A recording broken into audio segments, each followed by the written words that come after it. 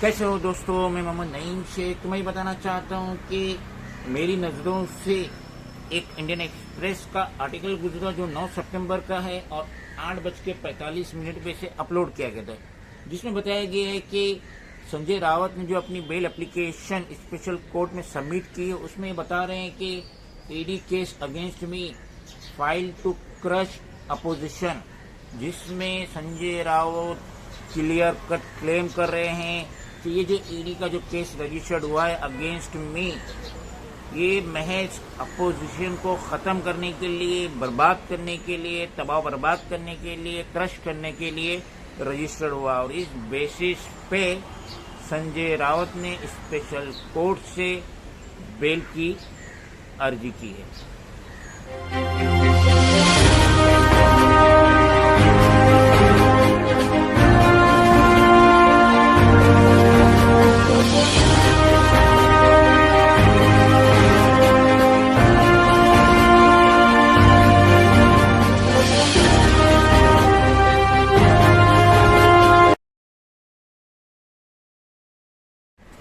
ये तो हम सभी जानते हैं कि इन्फोर्समेंट डायरेक्टरेट ने जो संजय रावत पे केस दायर किए वो है सिद्धार्थनगर गोरेगांव पतरा चाल, जिसमें ये बताया गया है कि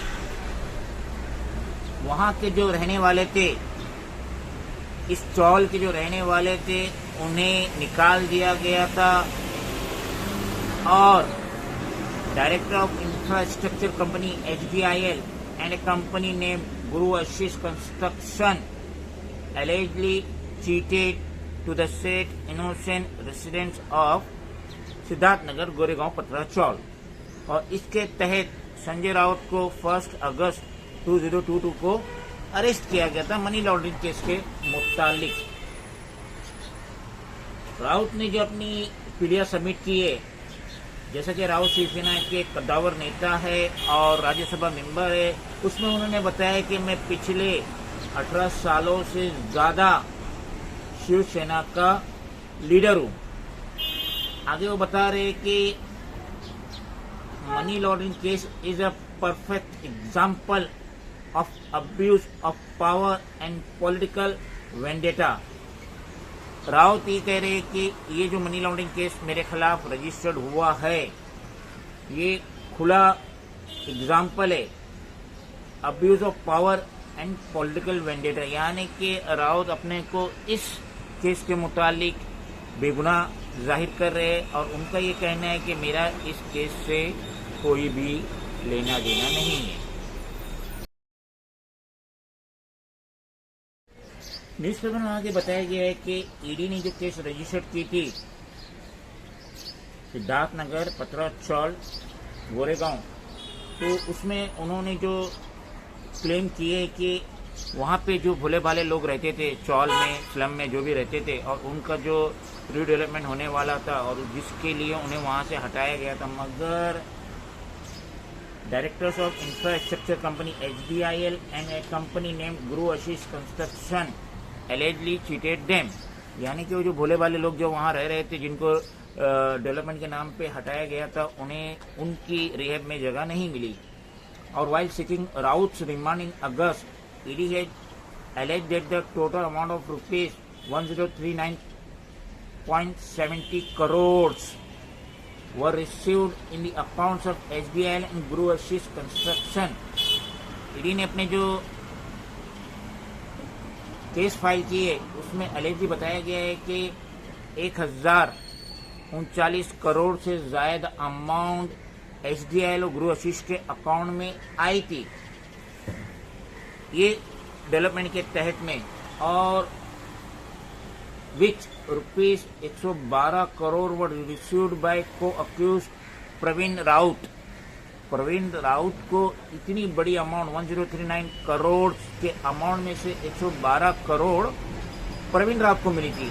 और ईडी ने कहे कि राउत जो है, प्रवीण राउत जो है, वो फ्रंटमैन ने संजय राउत का, सिटिंग राज्यसभा मेंबर संजय राउत का फ्रंटमैन है, और Sanjay Raut had received proceed of crime through him. और संजय राउत, ये ईडी का कहना है कि परवीन राउत के तहत ये सब प्रोसीड किया करते थे, क्राइम थ्रू हिम। और ईडी का ये भी कहना है कि Raut was a beneficiary of rupees 1.06 crore link to the case. ये जो इतने बड़ा अमाउंट का लेन देन हुआ है, 103 करोड़ का लेन देन हुआ है एचडीएल गुरु आशीष का, जिसमें से 112 करोड़ परवीन राउत को मिले थे और उसमें से 1.06 करोड़ वो लिंक मिलता है संजय राउत से। और ईडी आगे कह रही, adding subsequently that a trail of rupees 2.25 crore was also later revealed in its probe। ED ने आगे जो मजीद तहकीकात करी तो उसमें ये पाया गया है कि 2.25 crore was also later revealed in its probe।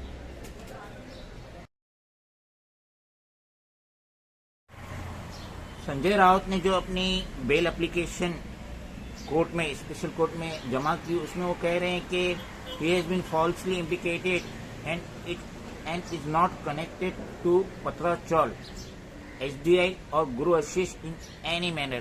Sanjay Raut का ये कहना है कि उन्हें गलत तरीके से इम्प्लीकेट किया गया है ये गोरेगांव सिद्धार्थनगर पत्राचौल के मुतालिक, और वो कह रहे हैं कि ना मेरा ये पत्राचौल से, ना एचडीएल और ना ही गुरु आशीष से इस मुतालिक कुछ लेना देना है। राउत आगे कह रहे हैं कि जो परवीन राउत है उसको has been named into different complaints by the ED. ED ने परवीन राउत को 2 मुख्तलिफ कंप्लेंट में उसका नाम लिया है। और जो ये पत्राचौल है और जो पीएमसी बैंक केस है, agency has claimed it the rupees 112 crore received by Pravin Raut in proceeds of crime drawn from PMC bank fraud case, which is a total different case and nowhere connected to the present case। Sanjay Raut का ये कहना है कि परवीन राउत को 2 cases में book किया गया है, एक है पीएमसी बैंक का और एक है सिद्धार्थनगर गोरेगांव पत्राचौल का। और ये जो 112 करोड़ का जो तस्करा हुआ है वो पीएमसी बैंक के मुतालिक परवीन राउत को मिला है, एजेंसी नहीं कहे। तो एक ही अमाउंट 112 करोड़ अमाउंट 2 केस में कैसा हो सकती है? या तो वो पीएमसी बैंक के मुतालिक लिए या फिर सिद्धार्थनगर पत्राचौल में एफएसआई के मुतालिक उनको मिला है, ये कहना है संजय राउत का।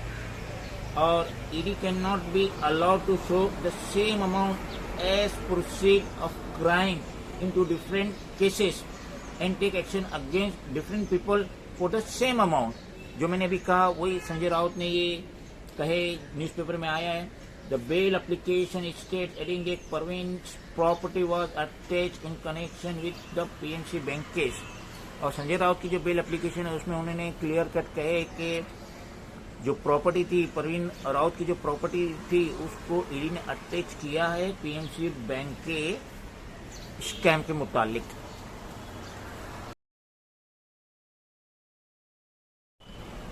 न्यूज़पेपर में आखिर में बताया गया है कि Raut bail plea also says the amount of rupees 1.06 crore shown as proceeds of claim was accounted for and explain. Raut ने जो 1.06 करोड़ रुपीज है उसके बारे में पूरा एक्सप्लेनेशन दे चुके। This plea also state this MHADA has granted permission to Guru Ashish to raise fund for completing the project from sale of the free sale components. MHADA ने परमिशन दी कि गुरु आशीष को कि जो जायज जमीन है उसको बेच के आप अपने पैसे को रेस कर सकते हैं कंस्ट्रक्शन के लिए। Considering the fact is totally no schedule offence is made out as any right liability violation and non performance arising out of the agreement would be civil in nature. Raut का ये कहना है कि जो ये प्रोजेक्ट का सेल हुआ है फ्री लैंड का, और उसको देखते हुए ये टोटली नो शेड्यूल है,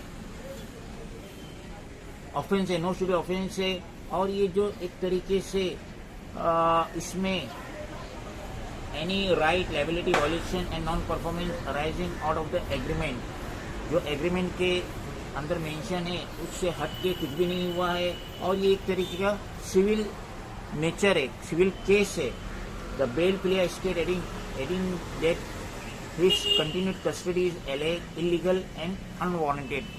संजय राउत आखिर में कह रहे कि उनकी बेल एप्लीकेशन में कह रहे कि इनको जो कंटिन्यूसली कस्टडी में रखा गया है ये इलीगल है और अनवारंटेड है। इस पे स्पेशल कोर्ट ने ईडी को हिदायत दी है कि आप संजय राउत के जो ये बेल एप्लीकेशन इन्होंने सबमिट किए हैं इसका रिप्लाई सितंबर 16 तक जमा कीजिए। खुदा हाफिज़। Friends, if you like the video and want much more, then please do follow